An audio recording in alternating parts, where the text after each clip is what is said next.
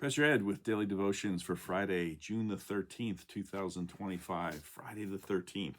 Hopefully it is a good day for you.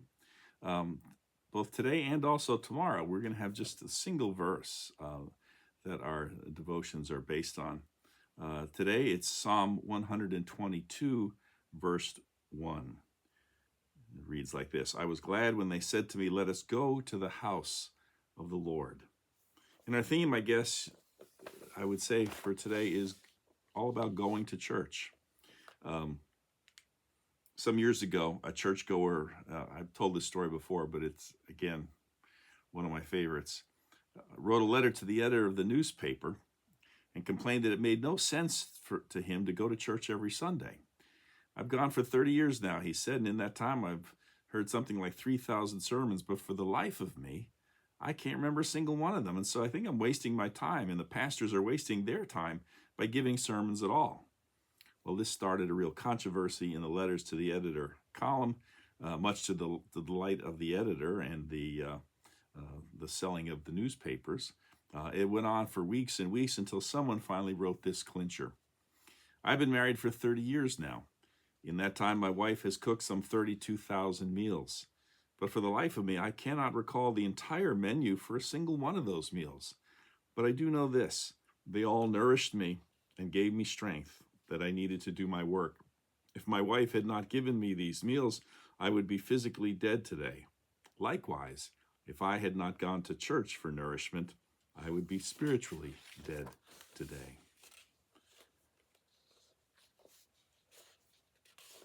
Reminded here of it's actually a fellow by the name of Timothy Mills who said it was Jesus's habit to go to church, in other words, synagogue, on the Sabbath, or for us, Sunday. What makes us think that we are any better than Jesus so that we don't need to be in church on Sunday? And that rang a bell, so I looked it up. In fact, Luke 4:16 reads, when he came to Nazareth, speaking of Jesus, when he came to Nazareth where he had been brought up, Jesus went to the synagogue on the Sabbath day, as was his custom. If Jesus did it, why shouldn't we? The evangelist Billy Sunday once said, going to church, though, doesn't make you a Christian any more than going to a garage makes you an automobile. And of course, people have all kinds of excuses. Zig Ziglar said that he once invited a friend to go to church with him, and the man answered, well, I'd like to go, but the church is so full of hypocrites. And Ziegler replied, well, that's okay. There's always room for one more. But a fellow by the name of Eric Stadler said, we sometimes forget that we go to church not to earn our way to heaven, but to celebrate what Jesus has done for us. And the management guru, the business type guy by the name of Peter Drucker, once said, Americans today go to church for reasons very different from those of 2 generations ago.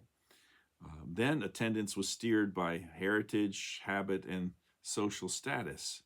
Now it's an act of commitment and therefore more meaningful. It's no longer an act of conformity and therefore meaningless. People need community, they need responsibility, they need a feeling that they contribute. And it was C.S. Lewis who said that when he first became a Christian, he had trouble with church gatherings. I thought that I could do it on my own by retiring to my rooms and reading theology, and I wouldn't go to churches anymore because he found the sermons often dull. He disliked organ music, which he described as one long roar. He had contempt for church hymns, which he considered to be fifth-rate poems set to sixth-rate music. But as his faith matured, however, he grew to value gathering with other Christians to worship. As his ego diminished, he realized that these hymns were being sung with enthusiasm by elderly saints in nearby pews. And then he realized that he was unworthy to clean their boots. He said, going to church gets you out of your solitary conceit. The secret, that's our problem sometimes, conceit and ego and pride. James Hansen once said, how do you view Sunday mornings? Are you eager to get up and go to church, or do you scrounge around for excuses to stay home and sleep in? I came across a pamphlet, he wrote, that said on the outside, 10 good reasons for staying home from church. And when I opened up the pamphlet, I found it was completely blank. The message was clear. Except perhaps when a person is sick, is there ever a good reason for staying home from church? When we love other people, we can't wait to be with them, talk to them, listen to them, talk to us. We anticipate our moments together. We plan to make the most of them. We need to cultivate that same attitude toward church attendance. We go to fellowship with God and his people. If we plan ahead to participate by praying and listening and taking notes on the sermon and applying God's message to our lives, we will enjoy church going all the more. And ends with this prayer. God, I love to meet you in church. Amen. Some real food for thought. And I know even though I'm, in a sense, paid to be there, it's important to be reminded of the why. It's more than a job. Even as a pastor, it's more than that. It should be more. It needs to be more. It means so much more if we look at it in this light.